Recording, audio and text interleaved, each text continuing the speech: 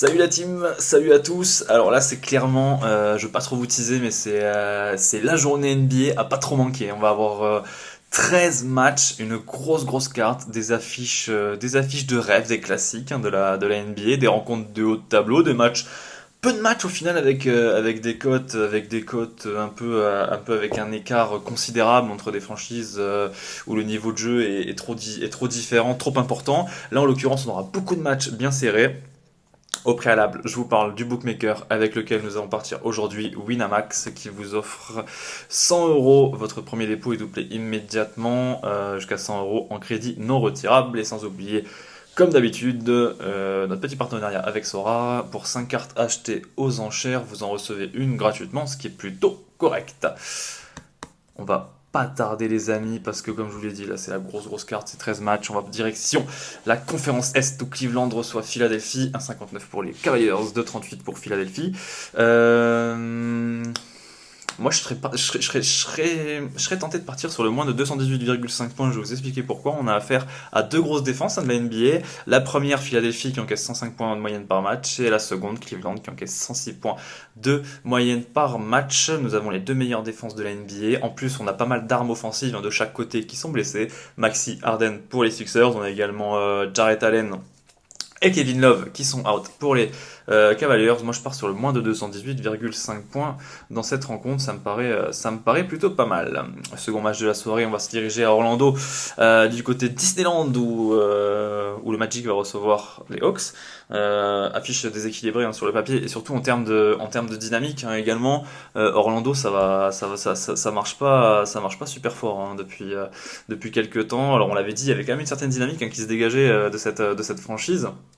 Elle gagnait des matchs, elle a notamment tapé les Warriors, hein, le champion à la maison, Dallas, mais aussi Phoenix, et puis depuis quelques temps, bon, bah, elle a lâché prise, j'ai envie de dire bien involontairement, elle est privée de trop nombreux joueurs, pardon, hein, ce soir encore, Wendell Carter, Joe Isaac, Chuma Okeke et Jalen Suggs, tandis que certains joueurs hein, sont de retour, hein, comme Markel Fultz, Paolo Banchero qui a joué pivot lors du l'avant-dernier match, il sera cette fois-ci remplacé par Mobamba qui a été récemment encensé par Irving et KD. Bon pour cette rencontre, moi j'ai pas envie de faire dans l'extravagant. Hein. Je pense qu'Atlanta peut remporter cette rencontre en déplacement. En tout cas, elle y est obligée. Troisième match de la soirée, on va rester dans la conférence Est où Boston reçoit Miami, la dernière finale de la conférence Est, la revanche hein, pour Miami. Ça va être compliqué quand même hein, pour le Heat ce soir, les dynamiques sont bien trop opposées. Boston est leader de conférence Est, meilleur bilan de la Ligue, meilleur bilan également de la Ligue à la maison avec 10 victoires, 1 défaite, 4 victoires d'affilée, 13 victoires lors des 14 derniers matchs.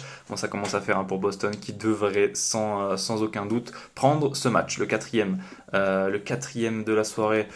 Toujours dans cette conférence Est où Brooklyn reçoit Washington, des codes sur papier un peu déséquilibrés, j'aurais bien aimé tenter, je vous avoue, une petite victoire de Washington, mais finalement je vais me raviser et partir sur les Nets qui sont tout de même intéressants à la maison, 6 victoires, 4 défaites, il reste sur 2 victoires, tandis que Washington c'est un peu tout l'inverse, hein. C'est 3 défaites lors des 4 derniers matchs.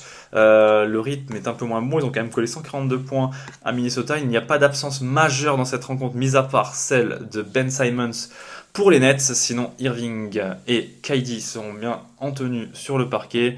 Kuzma, Porzingis, Bradley Beal pour les Wizards, mais Brooklyn me paraît être légèrement favorite pour cette rencontre ce soir.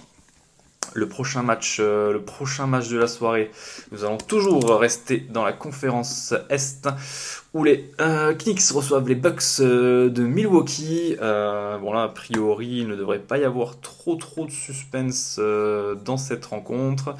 Toujours pas de Chris Middleton hein, du côté de Milwaukee. New York est au complet, mais New York, New York fait n'importe quoi chez elle, hein. C'est 4 victoires, 5 défaites. On le sait, cette équipe, elle avait trouvé un second souffle hein, quand elle avait fait son petit road trip à l'ouest, avec des victoires contre Denver, Utah, OKC. Là, en l'occurrence, on voit que quand elle joue à la maison, elle a comme une sorte de petit blocage. Hein. Elle a perdu contre les Blazers et les Grizzlies avant de rebondir hier soir 110 à 140. Dans la mesure où cette franchise est en back-to-back et qu'elle ne s'en sort pas. Moi, je préfère quand même partir sur un succès des Bucks à 1,45. Le prochain match de la soirée, Minnesota contre Memphis. Une belle petite rencontre en perspective dans la conférence Ouest. Minnesota, vous pouvez le constater si vous regardez les cotes en même temps que moi, elle n'est absolument plus respectée par les bookmakers. 2,35, 1,60. Ils sont pourtant à la maison, dans la Target Center. Alors oui, il n'y a pas Karl Anthony Towns, mais peut-être que ça va libérer un mec comme Gobert on le sent, de toute façon, ils empiètent sur sur leur territoire respectif, Towns et Gobert. Et peut-être que le fait que Towns ne soit pas là, ça peut apporter une certaine forme de dynamisme. En tout cas, moi j'y crois et je pense que ça peut le faire pour Minnesota, mine de rien. Parce qu'il ne faut pas oublier que Memphis est toujours privé de Desmond Bane, que Brooks est incertain. Il y a toujours des incertitudes dans cet effectif de Memphis. Memphis qui se déplace pas forcément bien, qui est quatrième de la conférence Ouest, qui est dans une bonne dynamique, mais qui reste qui est sur un bilan de 5-6 en déplacement, tandis que Minnesota, bon, c'est à peu près pareil. À la maison, c'est du 5-6, mais j'ai envie de dire, faisons confiance quand même à une équipe qui devrait quand même montrer quelque chose. C'est une équipe qui marche avec des séries. À Minnesota, il suffit pas grand-chose pour amorcer une série contraire.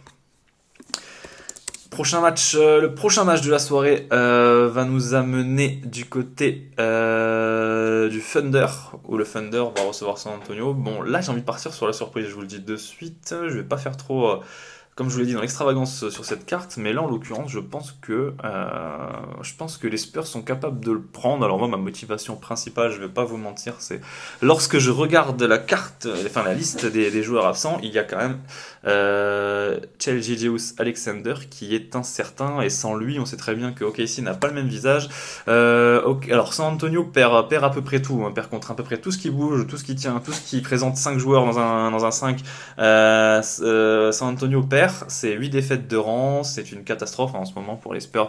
En tout cas, j'ai envie de vous dire, en interne, ils savent très bien que bon, il faut récupérer un tour de draft, on va pas faire trop dans les ça sert à rien de gagner des matchs pour San Antonio cette année, il faut clairement récupérer un tour de draft. Et du côté du Thunder, on sait pas trop ce qu'ils veulent. C'est un peu du lard et du cochon. Voilà, 8 victoires, 13 défaites. Je ne sais pas trop sur quel pied lancer avec cette équipe. Je ne sais pas ce qu'ils veulent, quelle est leur intention. Je pense qu'ils n'ont aucune intention de jouer les playoffs, même si c'est sûr qu'en termes de motivation, les mecs, ils ont envie de le faire.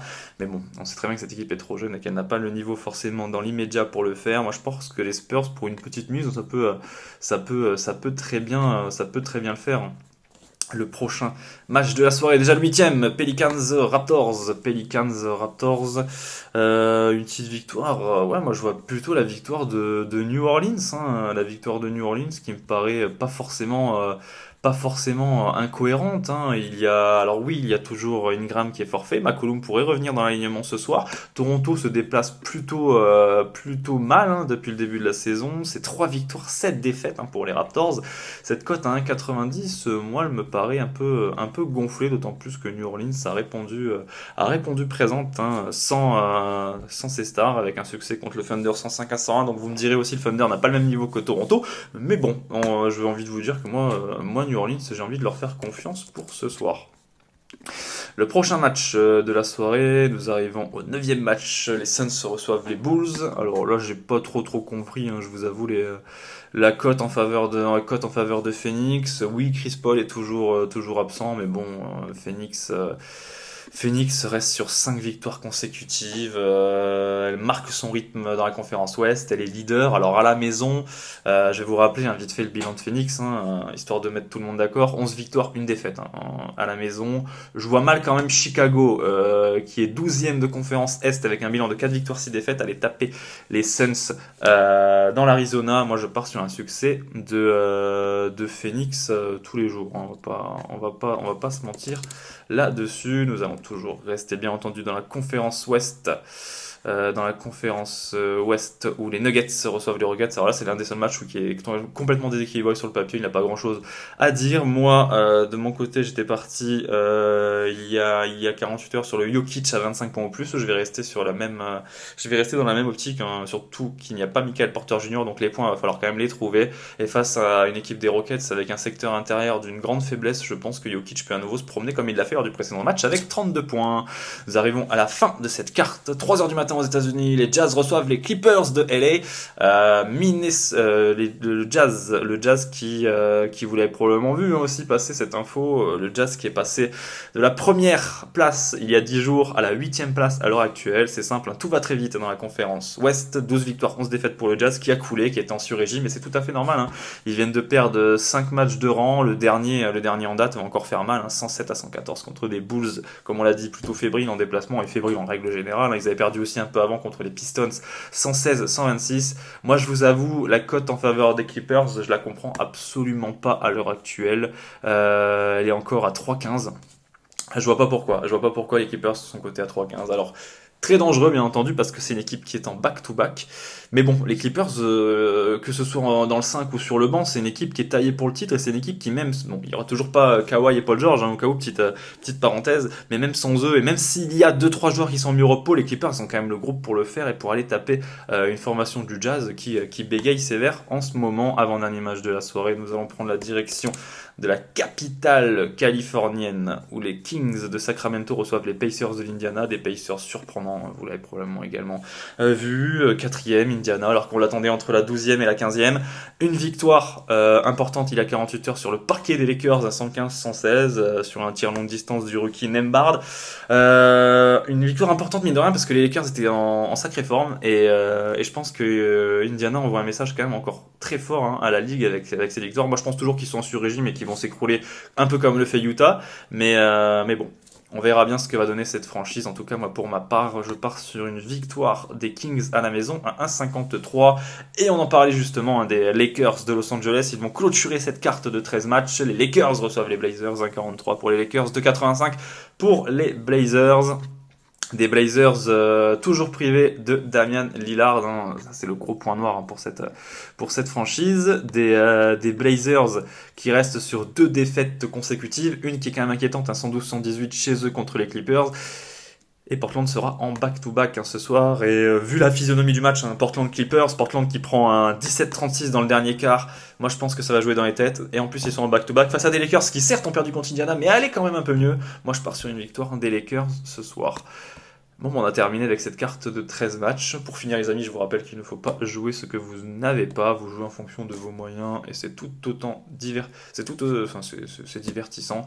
Moi pour ma part, je vous dis à vendredi pour la dernière vidéo de la semaine. Je vous souhaite une excellente soirée et soyez nombreux devant le match des Bleus à 16h contre la Tunisie. Ciao ciao.